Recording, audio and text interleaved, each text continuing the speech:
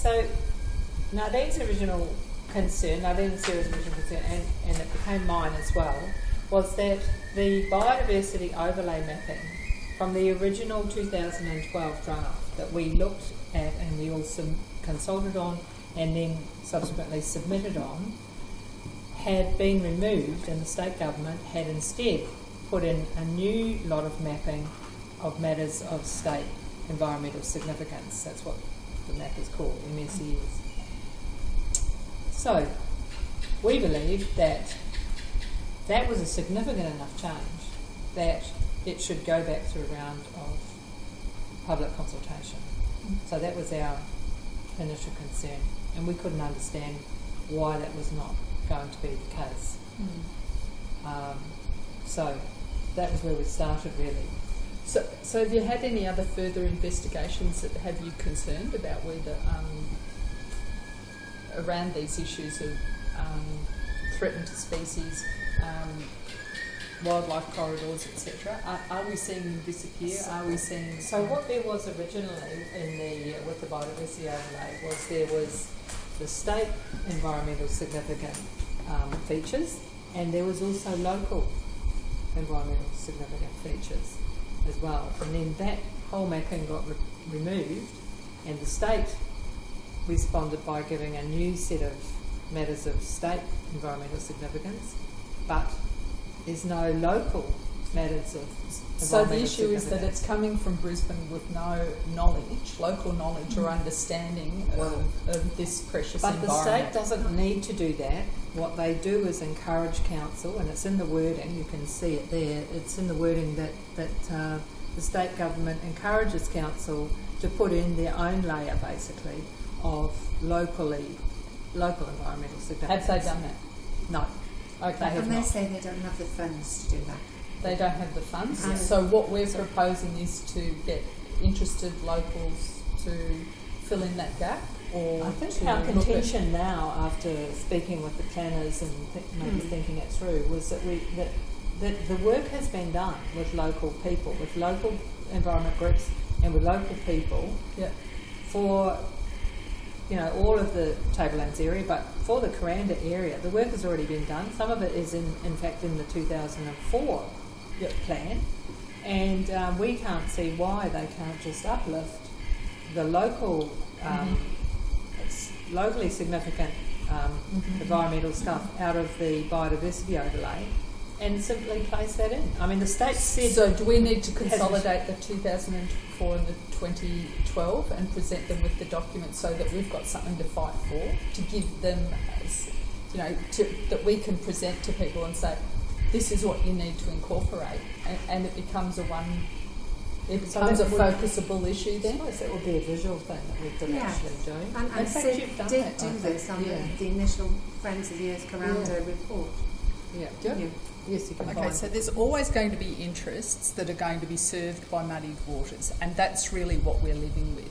So people who are outside of our influence, outside of our immediate area, who will be benefiting from that. And I would suggest that both sides of politics are held in sway by those interests. So we really can't say there's the goodies and the baddies. We've only got a better sort of goodie that we could possibly deal with. And that's probably what we're dealing with at the moment. So I think we have to consolidate the issue and say we've been shafted as far as the planning scheme that we have inherited from the Campbell years, and now is the time to jump on that immediately and to identify what will serve best Kuranda. We probably can't deal with the Cape at the moment. However, if we give a demonstration point of what we can do here in Kuranda, then we perhaps give hope and give a way for what can be possible further up. You need to put that in, that needs to become the Holy Grail that people are aiming for and who are prepared to fight for, whether it's the 2004 with the 2012 amalgam with Brett in the background going, yeah, that one, that bit. You've got to make something to say. Yeah, well, instead of a proper consultation process, Council went off and did its own thing. Had they consulted us properly, I think one of the ideas that might have been put forward is the idea of a sub-plan that is about the Kuranda region. Now, they quite correctly say there is a Kuranda plan, there is, in the plan, but it's a village plan. Yeah, it's a village plan. And that's Changed. probably an appropriate thing for it to have, because Kuranda Village is a very special place. But what we've missed out on, because of the way that things have developed so far, is the idea that Kuranda as a region, including Koa, including Milo, including some of these places that bring us together in the Kuranda region, we, I think, merit a plan that raises the bar on biodiversity conservation much higher than it's raised elsewhere.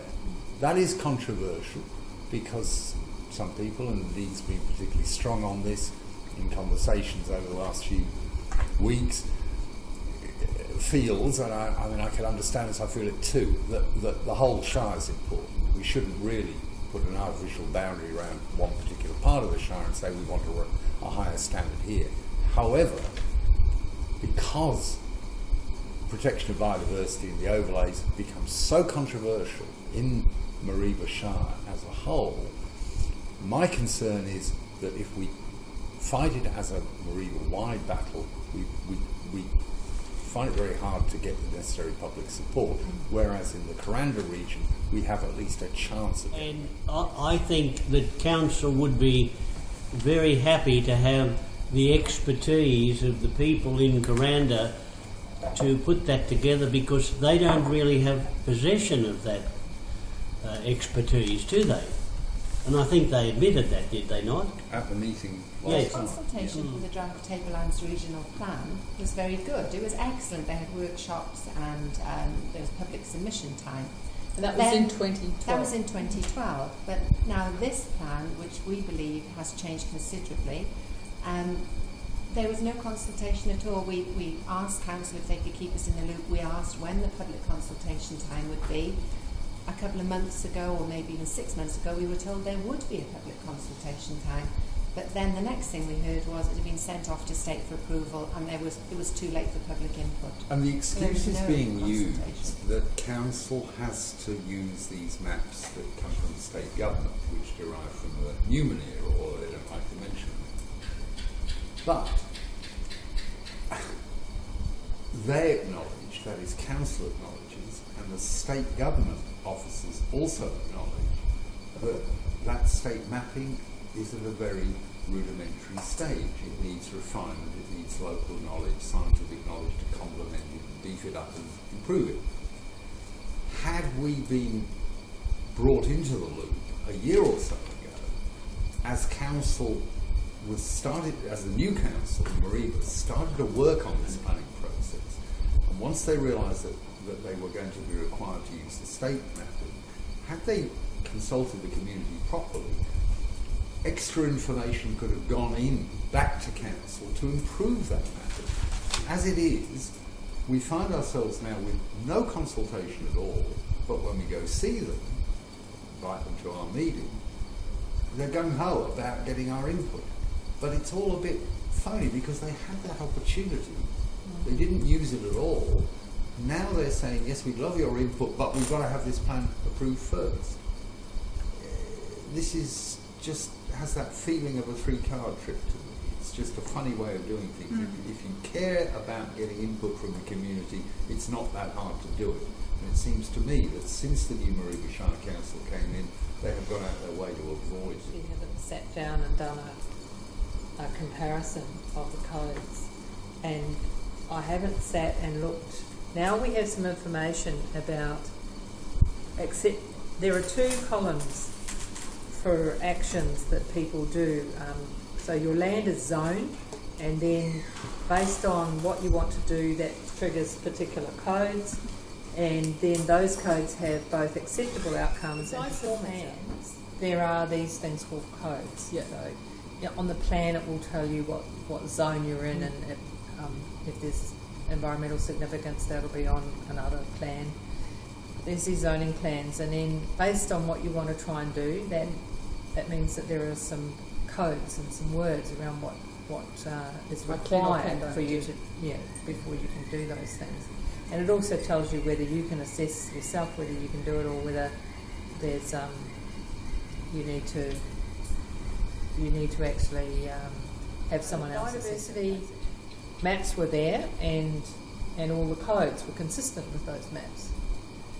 And then they removed the biodiversity mapping and put a different sort of environmental mapping in place.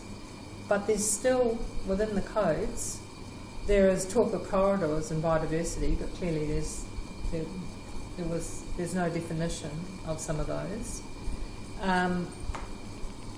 Even in the pest and weed management, it talks about biodiversity, but it's not mapped. In my mind, the major flaw in the mapping is the lack of regional corridors or habitat linkages in the system, and that does the state's planning tool. Missing in the state planning tool, so Yes. it is a flaw. The state in the state's mapping device or whatever.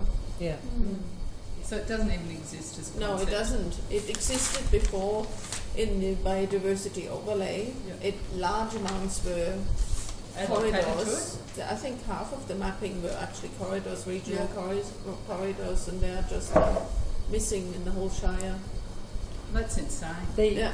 It's they absolutely actually insane. You can't in be the having development and not state recognise planning, it. in this state planning, what is it? SPP, state planning. That is a state analysis. Yeah, SPP, state planning. State planning policy.